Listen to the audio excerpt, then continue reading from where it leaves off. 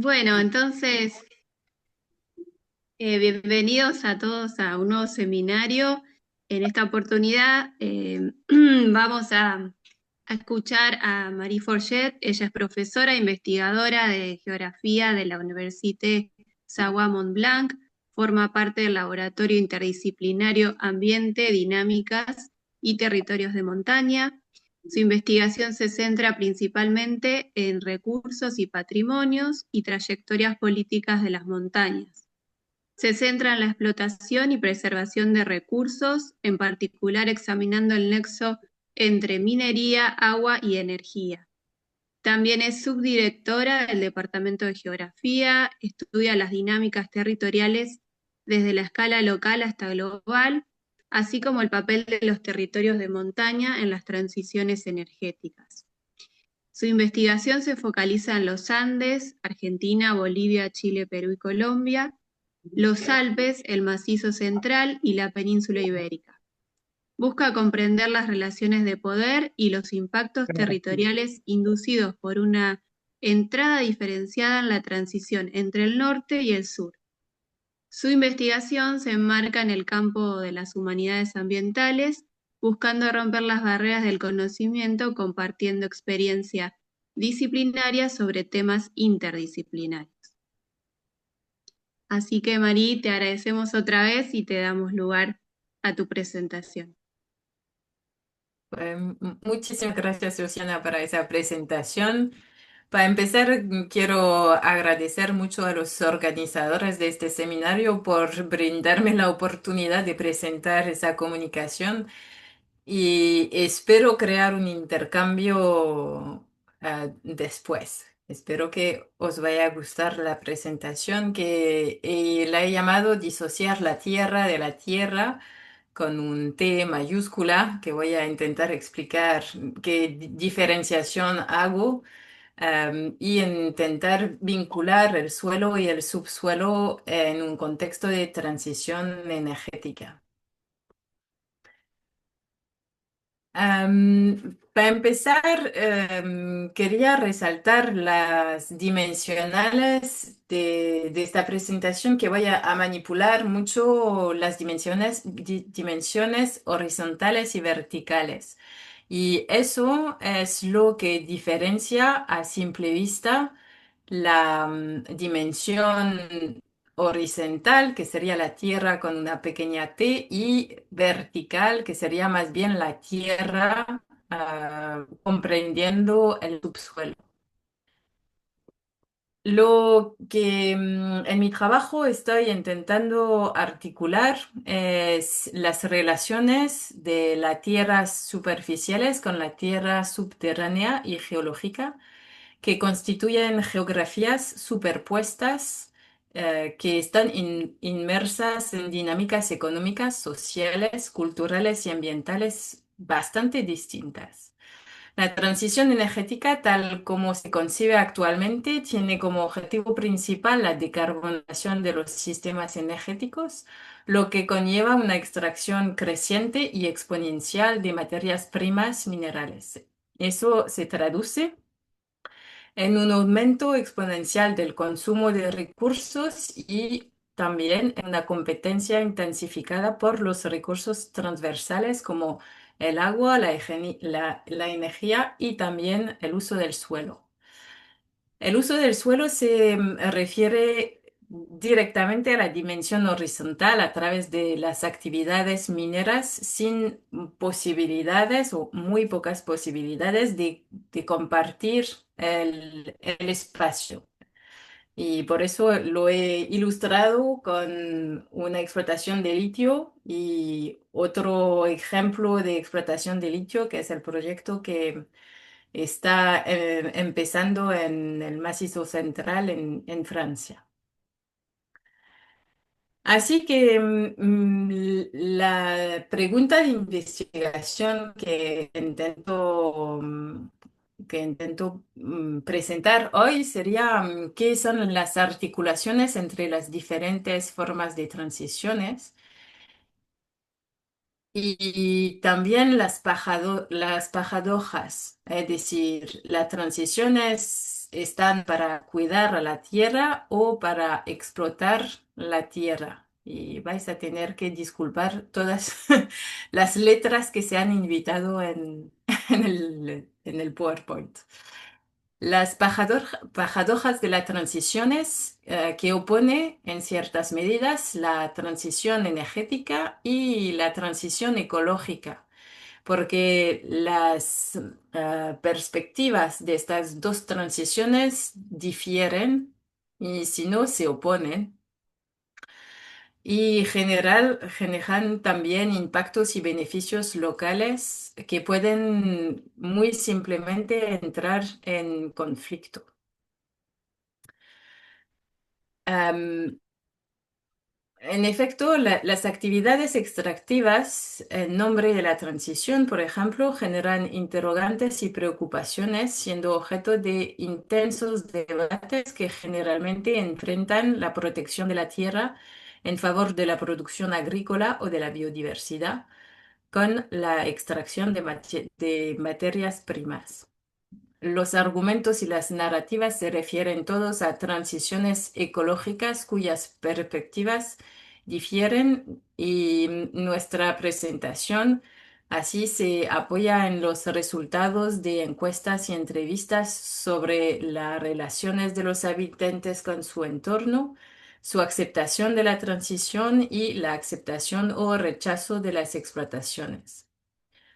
Los recursos, y será el primer punto de la presentación, son en nuestras definiciones, primero, son construidos, son constructos sociales y no son tanto entidades físicas, sino también categorías sociopolíticas.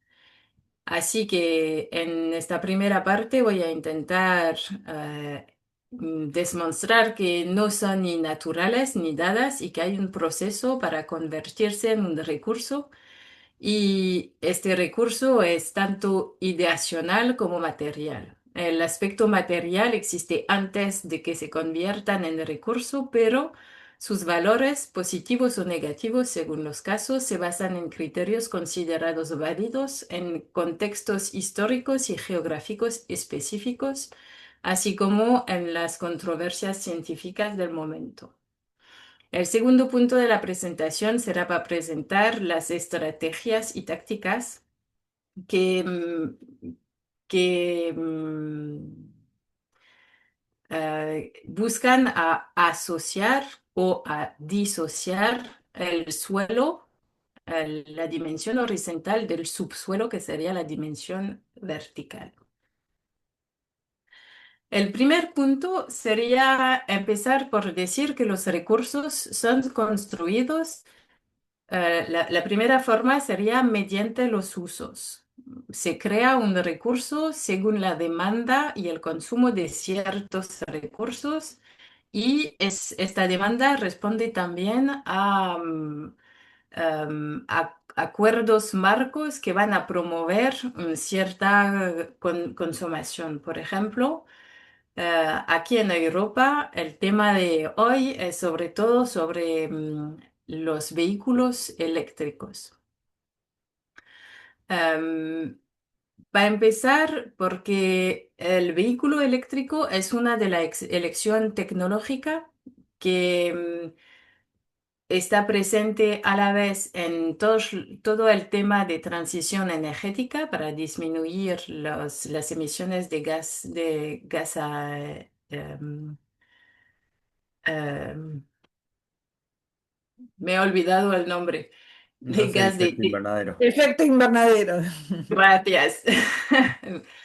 Y también se ve como una posibilidad de reindustrializar todas las cadenas de automóvil que en Europa está en declino. Pasa que esos vehículos concentran la demanda para construcción del vehículo en sí, pero sobre todo para la construcción y la producción de las baterías que están dentro de estos vehículos. Por ejemplo, la Agencia Internacional de Energía ha producido un documento donde se puede ver que la producción de vehículo eléctrico ha multiplicado por 6 la demanda de minerales en comparación con vehículos térmicos, pero también todo que son las energías renovables, por ejemplo, las eólicas terrestres, eh, consumen 9 veces más minerales que plantas a gas. Entonces, si la evolución general de todas las curvas de los recursos que vemos son exponenciales, están vinculadas a demandas cada vez mayores de materia prima para responder a una transición que tecnológicamente está pensada, de esta forma. Entonces, se multiplican los usos y se multiplica también la demanda para materia prima. Esos recursos también se construyen todavía mediante los usos, pero estos usos se van a enmarcar en diferentes acuerdos, y el principal acuerdo es el Acuerdo de París, de 2015, que es un acuerdo que tiene muchas repercusiones aquí en Europa porque ah, ha inducido una lista de normas que multiplica esta demanda y también pone en peligro todos los sistemas de aprovechamiento de los recursos. Así que la- los acuerdos de París, que están celebrados como un acuerdo que desencadena acciones a escala mundial, también, con sus diferentes pilares, induce una consumpción mm, mayor de materia que están clasificadas en Europa como materias críticas. Entonces, estas materias se van a construir y construir en tipos de materias particulares que son materiales críticas. Por ejemplo, las baterías, que hoy en día absorba los 3/4 de la producción mundial. No, hoy en día es sobre los 80%. En 2022 eran 3/4 de la producción mundial de litio. am, Está exponencial también. Así que las elecciones de la transición energética, las tecnologías que hemos buscado para la decarbonización de la movilidad y la electricidad, aumenta de manera exponencial todas las fenómenos de extracción de materias primas. También esos recursos, y me refiero aquí al litio, pero también a todas las materias críticas em, que están identificadas por la Comunidad Europea, en el gráfico son todo lo que están en naranja, como el níquel, el grafito, tierras raras, el cobalt, el tungsteno, el litio, el cobre. Pues se están también construyendo a través de alianzas políticas, perdón. La geografía del litio, por ejemplo, que era bastante simple hace 10 años atrás, porque en 2020 solo 9 estados eran productores de litio y dentro de eso 4 compartieron casi la totalidad, el 97% de todas las toneladas producidas. Australia primero, Chile, China y Argentina. El resto, Brasil, Zimbabue, Portugal, Bolivia, Estados Unidos, producían, pero muy poco. Hoy en día, esta situación está cambiando, se está complejificando, porque también los países que producen litio intentan transformar el litio in situ en vez de exportarlo todo a China. Y además, hay muchos recursos de litio que ya se están descubriendo y poniendo en proyectos de explotación. También Europa sufrió desde la guerra en Ucrania de un despertador bastante fuerte para decir que estamos bastante dependientes de ciertos países para materias primas, pero también para energía.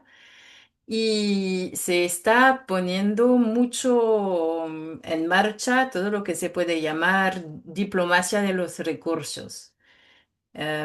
Así como puedes ver en las fotos que elige, esta diplomacia pasa por acuerdos bilaterales, como lo que discutió Milei con Macron sobre el litio para pagar una parte de la deuda argentina, pero también en un segundo viaje estaban hablando de acuerdos sobre energía nuclear y acceso privilegiado al litio.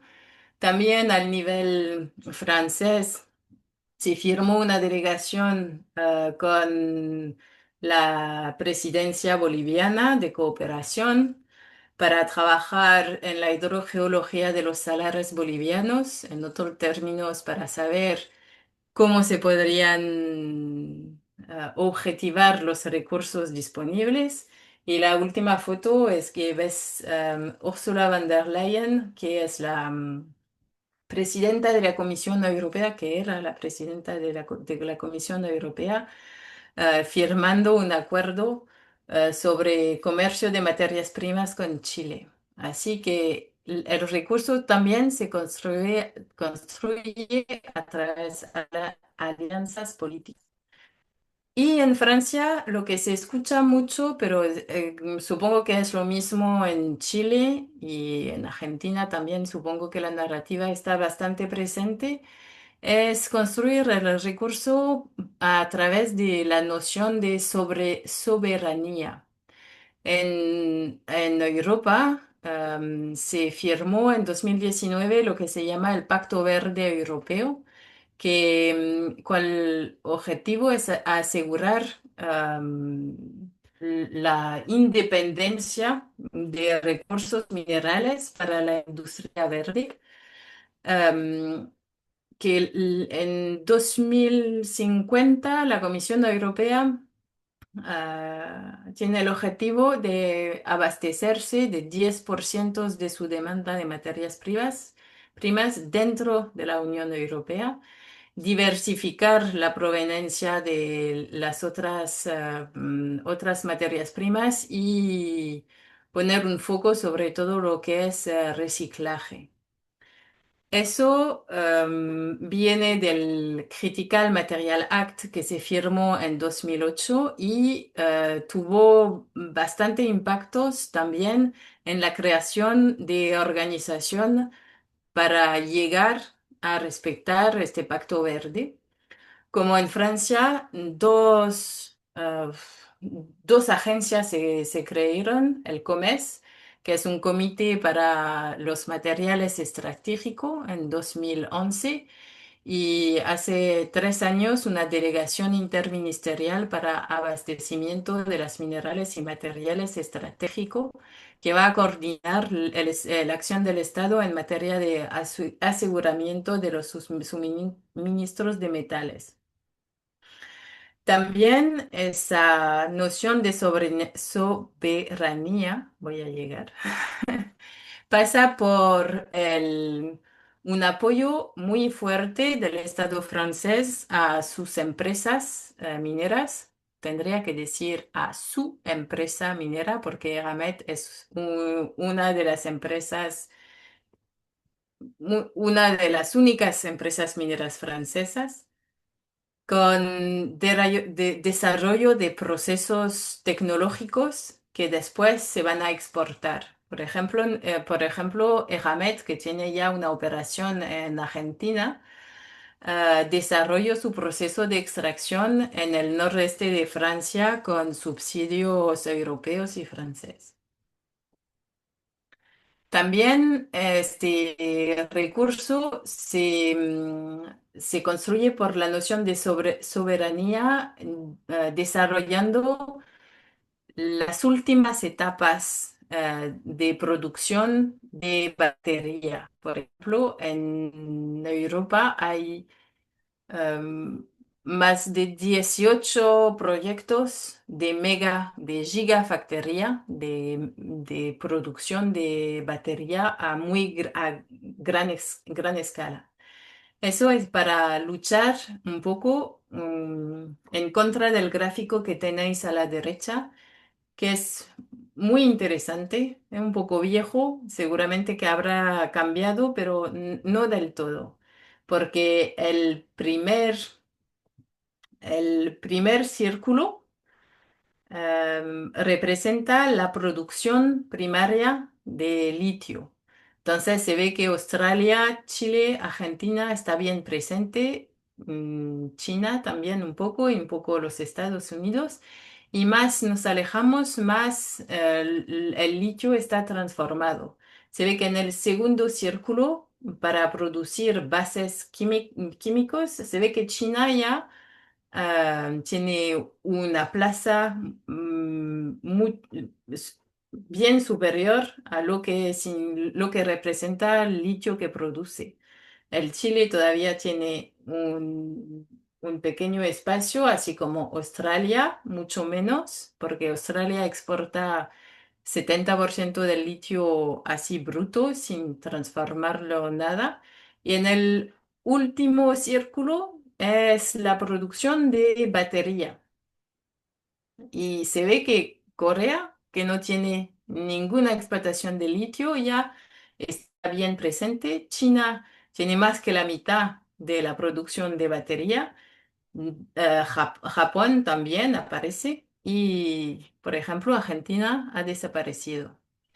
Entonces, pues esos círculos están bien utilizados para decir que hay que, em, hay que agarrar el final de la cadena. Último, también se construye mucho el recurso con un imaginario productivo muy positivo. Porque supongo que es lo mismo en Argentina, pero aquí en Europa el relato global de la transición está percibido como necesario y positivo. Nadie se puede oponer a la transición. También el litio está en la mente muy asociado a la actividad agrícola con cosechas de litio y intenta también en la narrativa desasociarse a todo lo que es actor minero. También se utiliza mucho la narrativa del desierto y de la ultraperiferia, que sea en Argentina o que sea en Europa, porque si se mira dónde hay proyectos en Europa y en Francia, también son zonas que están muy poco pobladas, que están a la periferia, son zonas generalmente un poco montañosas y entonces se utiliza este narrativo para proponer una nueva dinámica económica de territorios que están un poco deprimidos. Entonces, con esta construcción del recurso también vienen estratégicas y tácticas que cual objetivo es o asociar o disociar el suelo del subsuelo en función de los juegos de actores y de las relaciones de poderes. Primero, hay los lobbies mineros. y cómo está puesto la delegación, la delegación de tierra, también he perdido las concesiones de tierra, pues disocian el suelo del subsuelos. Entonces, hay una disociación de la propiedad superficial y de la propiedad del subsuelo con el proceso de concesión.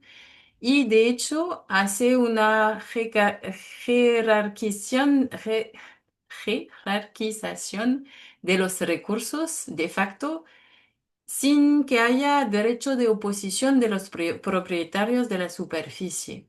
Entonces, pues, en, en esa mecánica, la disociación funciona bastante bien porque el uso del subsuelo, pues, viene antes de todas las actividades que pueden haber en la superficie. Se ve la primera imagen, la he tomado en Chile. Es bastante edificante porque se puede ver que, no me acuerdo cómo. El, todo lo que está en rojo y en azul son explotaciones concedidas y en exploración. Se ve que queda poca espacio libre para el resto de las actividades de superficiales. Uf. En la provincia de Jujuy se ve también que todo lo que está en rojo son permisos otorgados, en amarilla son permisos solicitados en espera de validación y en azul son permisos de exploración.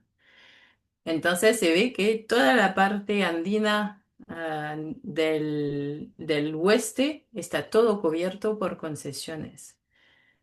Y en Europa está mucho menos presente porque se ve que los sitios que se podrían explotar están menos numerosos y sobre todo hay una concentración de población que no permite extender tanto las concesiones.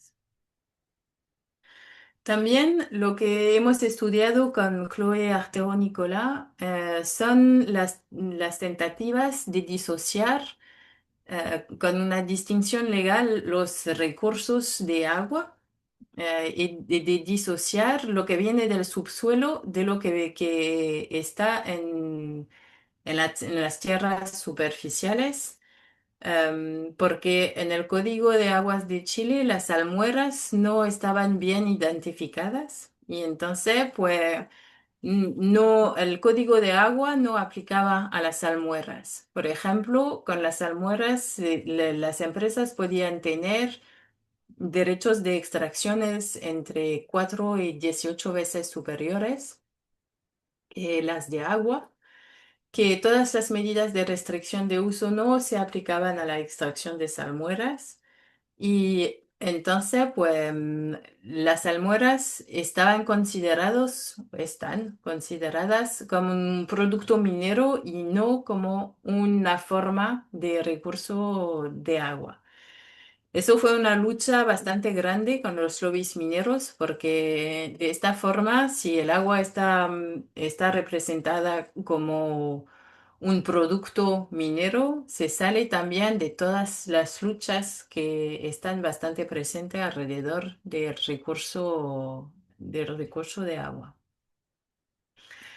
También la desconexión y la disociación entre salmueras y aguas dulces permite de disasociar los saberes, em, mm, produciendo nuevos saberes sobre el funcionamiento de los ecosistemas y que disocian relaciones global que la gente del lugar conocen mejor que los expertos hidrogeológicos. También en las tácticas hay tácticas de defensas cual objetivo es de asociar de nuevo el suelo y el subsuelo para defender los territorios. Generalmente estas tácticas son puestas en marcha por los actores de las actividades tradicionales también que luchan para salvar organizaciones socioespaciales existentes y también para proteger espacios con alta biodiversidad u espacios que ya están protegidos. Se forman así redes de contestación y más judicialización de las demandas. Aquí tenéis un par de fotos que el de la izquierda son habitantes preocupados por impactos ambientales que bloquearon un proyecto de litio en Serbia. Hace un mes, el gobierno de Serbia dio razón a la empresa y ya se van a empezar a explotar. Hubo más de 1 millón de personas que estaban protestando. La de la derecha es una protesta en Bretaña, en Francia, en un sitio donde había una protección, un espacio protegido, donde había un proyecto de explotación de litio y esa protesta fue tan grande que el permiso no fue otorgado. Las dos últimas fotos, la de la izquierda es una manifestación en Portugal también, donde la mina de litio no está nada aceptada.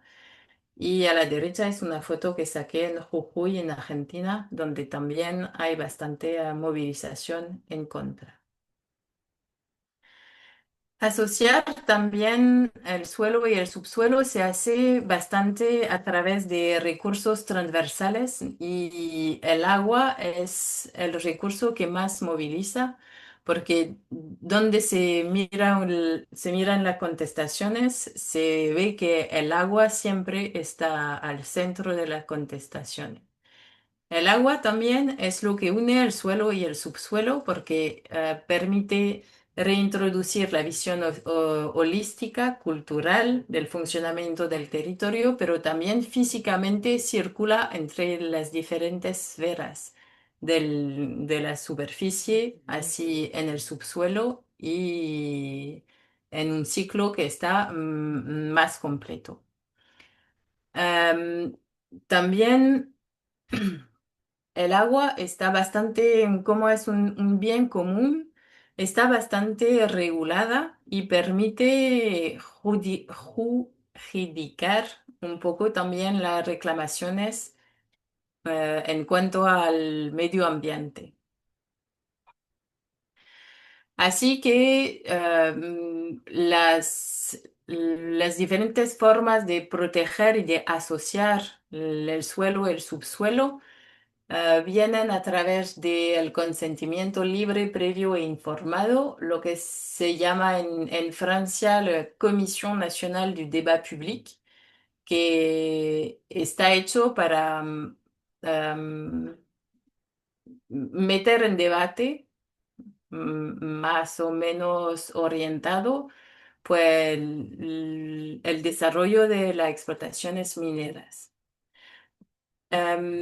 Más y más avanzamos en todo eso, más y más también se levantan las voces críticas diciendo que este consentimiento y estas comisiones pues están desviando un poco del objetivo inicial y que pasamos de una acumulación por despojo a una acumulación por juridificación, que esos debates solamente tienen por objetivo de marcar las casillas y permitir la entrada de las empresas en los territorios.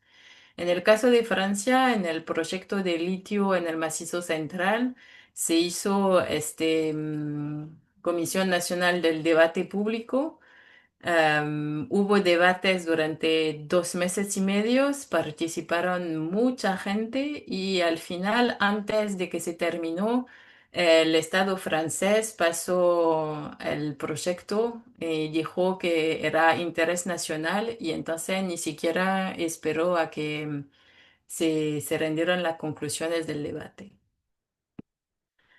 Entonces, para terminar, lo que he aprendido en cuestionar la disociación o la asociación de la tierra y de la tierra sería aprender también la entrada en el antropoceno, es decir, lo que no aprende ese debate y todo lo que se trabaja sobre esta era antropocénica es de retejer los vínculos entre suelos y subsuelos y que la lectura de estas relaciones tendrían que ir más allá de lo que generalmente se lee.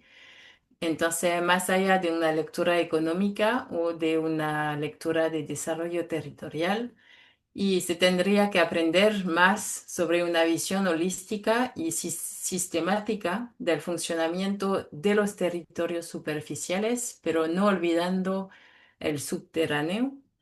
Y también sería repensar la transición energética considerando sus externalidades y sus vínculos con las transiciones ambientales, que generalmente están pensadas de forma distintas. También evitar respuestas tecnocéntricas, porque solamente ah, hacen mover el punto focal de los problemas, pero no resuelven los problemas.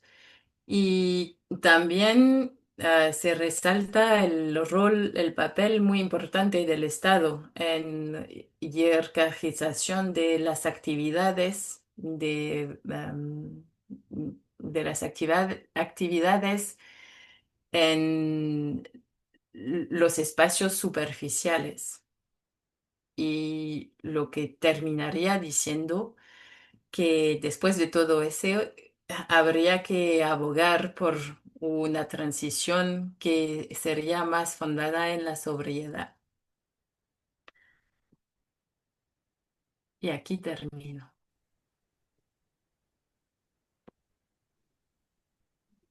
Muchísimas gracias, Mari, por la presentación tan interesante que nos hiciste, que nos plantea un montón de interrogantes. Así que gracias. Y Absolutamente nada. invito a todos a que abran el micrófono y hagan las preguntas o levanten las manos como quisieran entablar el debate.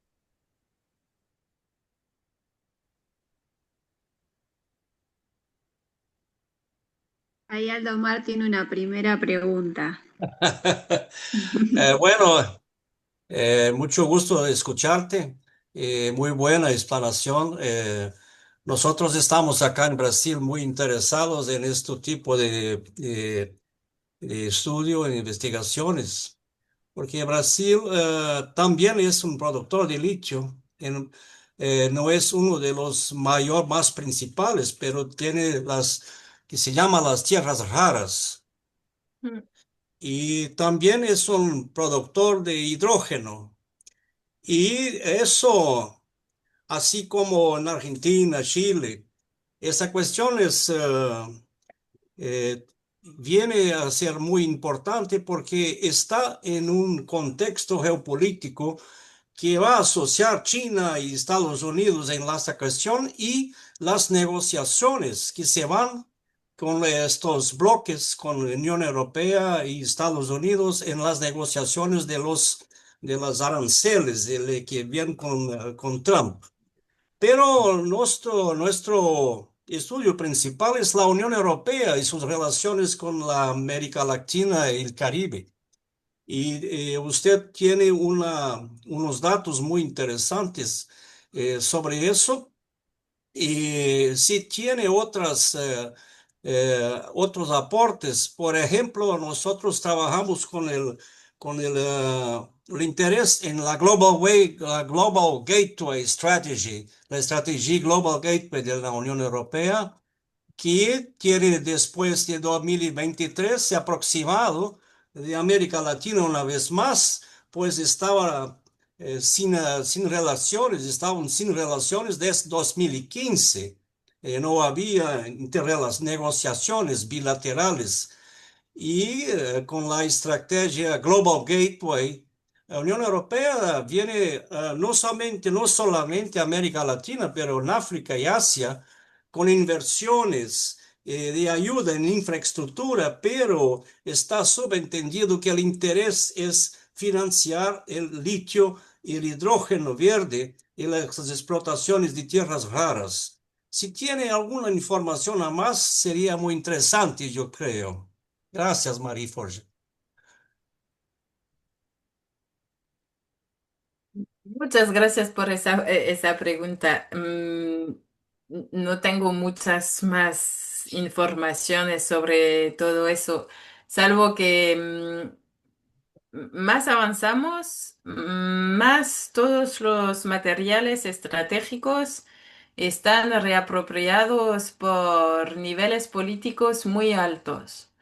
Es decir, aquí en Francia, no sabría decirte en la Unión Europea, pero aquí en Francia hasta están involucrando mucho los científicos, haciendo trabajos de expertise científicas para abrir el camino a los políticos. Es decir, que eso creo que en la historia de la ciencia en Francia nunca ha pasado.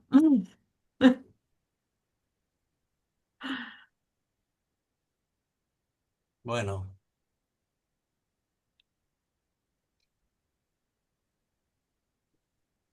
Ahí tenemos dos preguntas más, Carlos Reborati, sí, y luego Alejandro, si les parece.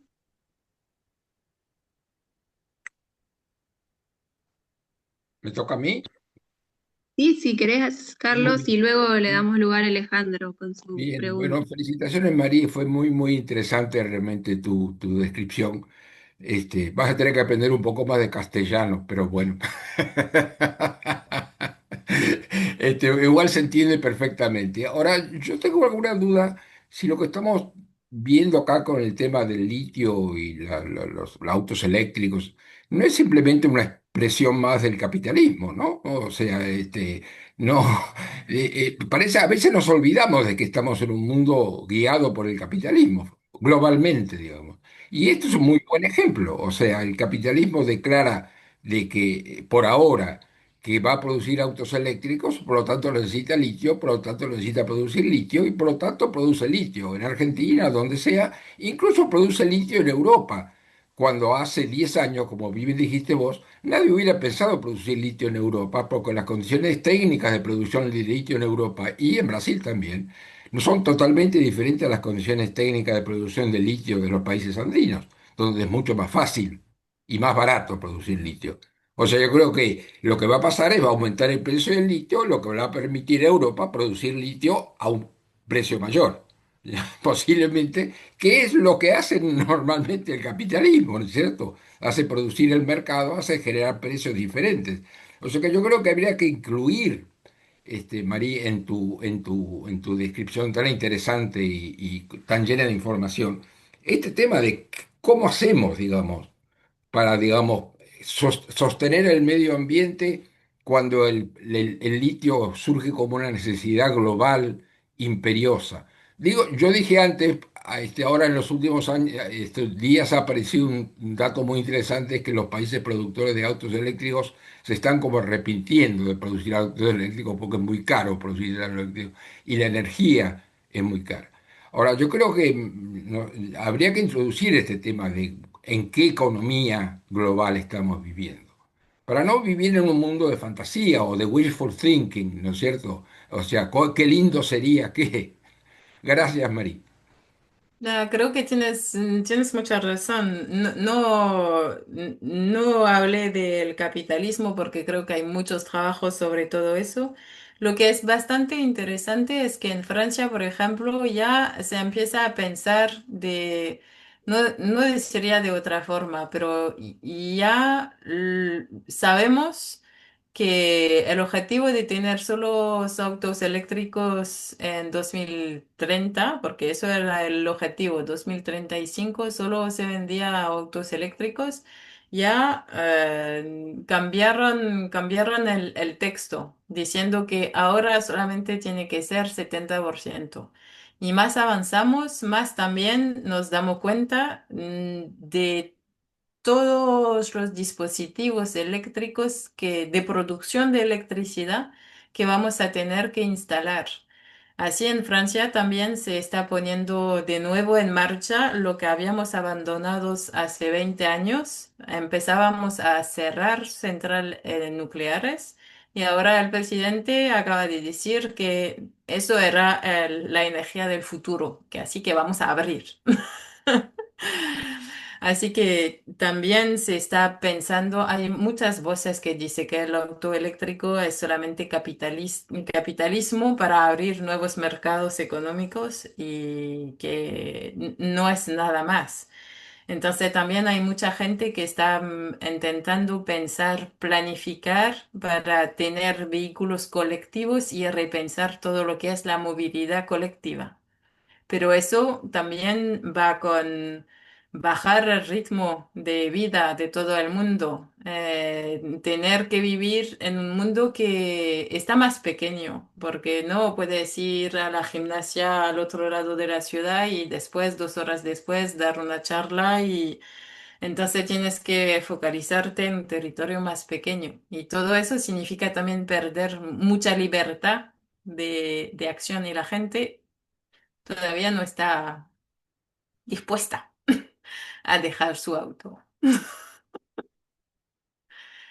Pero con el precio del vehículo eléctrico ya llegará, porque ya en Francia hay gente que dice que no puede comprar un auto. Bien, hay una pregunta más de Alejandro y luego de Néstor. Bueno, hola, ¿qué tal, Marí? ¿Tanto tiempo? Hola, Alejandro. Bueno, ayer y antes de ayer estuviste reunido con otra parte del grupo la que trabajo, con Hélène Roux y otros colegas en París. Pero bueno, me avisaron, le pasé el flyer de hoy y me dijeron, ya estuvimos con Marí. Bueno, no, anoté varias cosas. En primer lugar, muy buena bueno, exposición. Yo había visto algo del tema del litio en Polonia y en Portugal, pero no sabía que era tan extendido la minería de litio en Europa, ¿no? Por lo menos la parte exploratoria. Eh, el litio de roca, como el de Australia, que eso es lo que decía Carlos, la diferencia con los países andinos, ¿no? Pero acá también tenemos litio de roca en exploración en Córdoba, San Luis, San Juan, Río Negro, Chubut y Santa Cruz, donde hay formaciones de cobre, según el CGMAR, el Sistema Geológico Minero. En muchos casos está el cobre asociado a litio. Entonces, y también otros metales raros, acá se está empezando a explorar uranio y vanadio en Santa Cruz y hay tierras raras en la costa. O sea, es toda una movida. El Observatorio Geológico de Estados Unidos tiene el mapa mundial ¿no? de tierras raras que hay que actualizar cada tanto. Pero después me anoté algo de la transición porque vos decías una salida que tiene que ser sobria, la transición tiene que ser desigual. Ahora está siendo desigual en un sentido, o sea, porque en Europa van a avanzar en la transición y nosotros vamos a tener cada vez más agujeros, ¿no? Además de los que se hagan en Europa, ¿no? Que esa es la novedad, digamos. Entonces, y el asunto no es, me parece, ¿no? No es subir en la cadena de valor, sino salir de la burbuja, porque yo creo que como el hidrógeno verde, la electrificación a esta escala que se está pensando en Europa y seguramente en Estados Unidos y Japón, son burbujas, es imposible. Si hay sobreproducción de autos eléctricos y la gente no lo puede comprar, o baja los precios o se funde la empresa que los produce, ¿no? Yo creo que el destino, si se mantiene esta tendencia, este discurso va para ese lado. Es una crisis del capital, además de nuestra, ¿no? Porque nos van a venir, nos van a seguir sacando los recursos. Eh, y después dos cosas, datos. El Global Gateway para la Argentina, la página de síntesis, se centra en todos los apoyos en el noroeste, en el litio, y en tierras raras, y después en Chubut, que uno diría, bueno, también, en manera es en recuperación de basura, ¿no? De residuos. O sea, como que el mapa aparece una cosa, pero todo el país en general está, según la Global Gateway, orientado a buscar recursos para la transición, que es un nuevo consenso, ¿no? Está el consenso de los commodities, el consenso de Pekín y el consenso de la transición, me parece.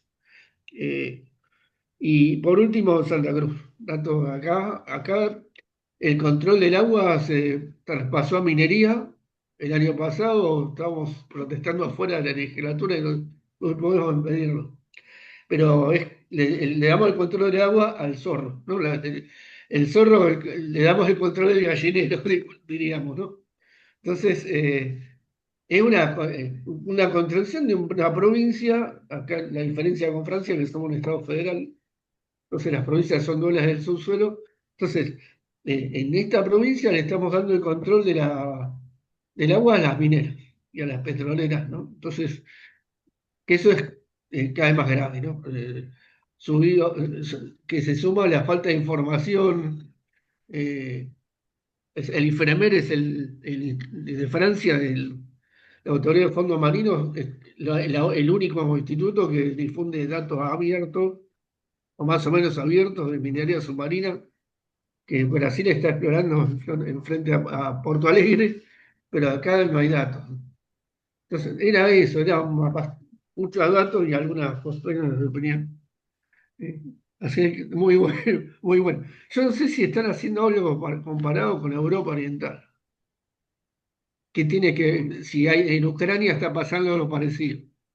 No, si no hay recursos, Trump ya lo dijo, ¿no? Entonces, es una pregunta, si hay algo hacia ese lado, aunque sea sin entrar al territorio. Bueno, no es fácil, pero se me ocurre que puede ser que sea algo similar.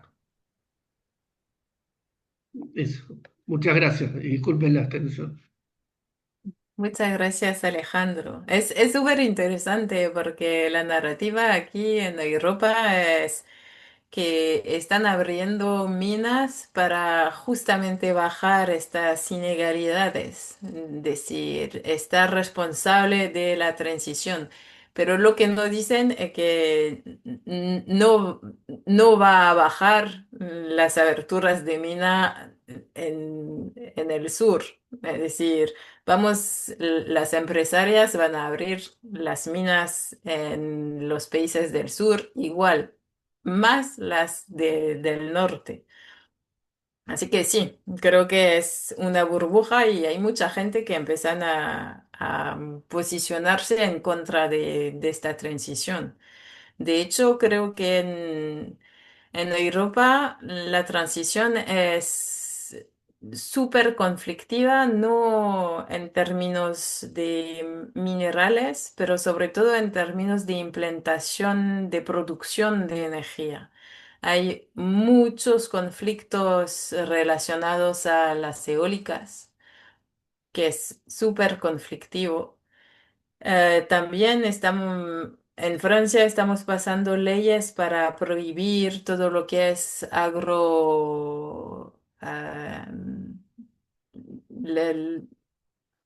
la, la agroenergía, no sé cómo se traduciría, pero reemplazar sembras por paneles fotovoltaicos al suelo, se está prohibiendo. Entonces, pues lo que tiene la transición, si no tenemos sobriedad, no vamos a salir a la burbuja porque es como una carrera hacia adelante, siempre. Mm, No puedes tener el mismo servicios con energías renovables que lo tenías con fósiles, porque para la misma cantidad de energía que vas a producir, vas a necesitar muchísimo más suelo. Sí, Aparte que no baja la energía fósil, sube todo el consumo.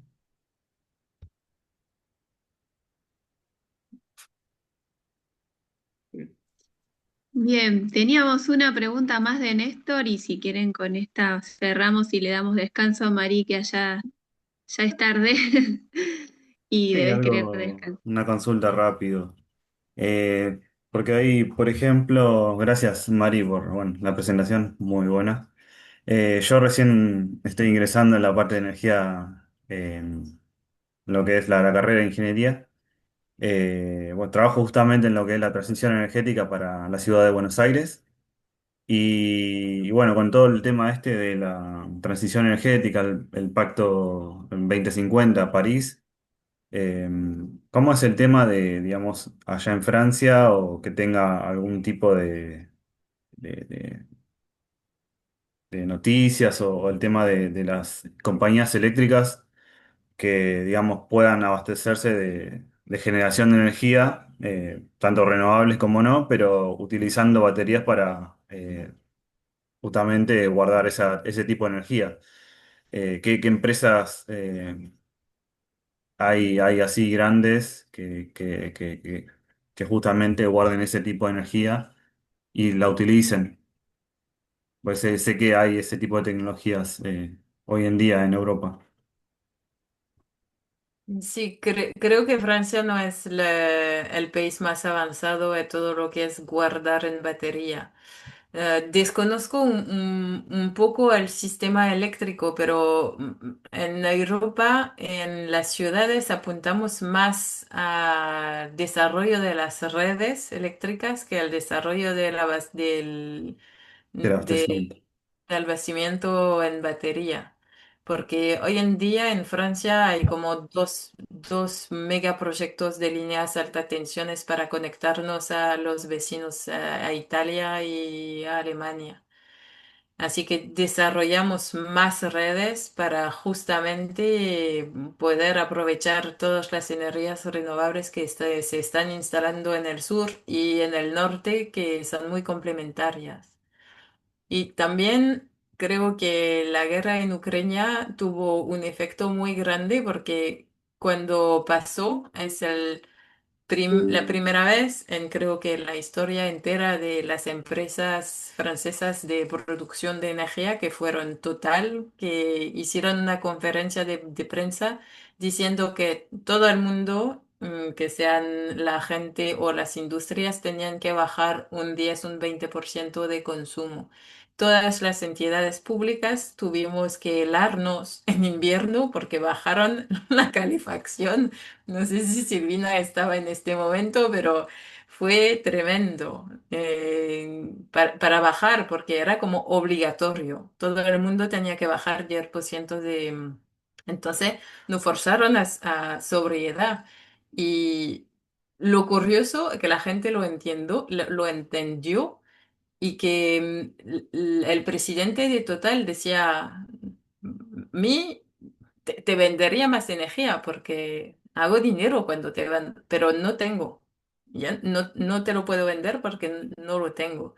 Y la gente no volvió a subir la calefacción pues fue un aprendizaje rápido, duro, pero que funcionó.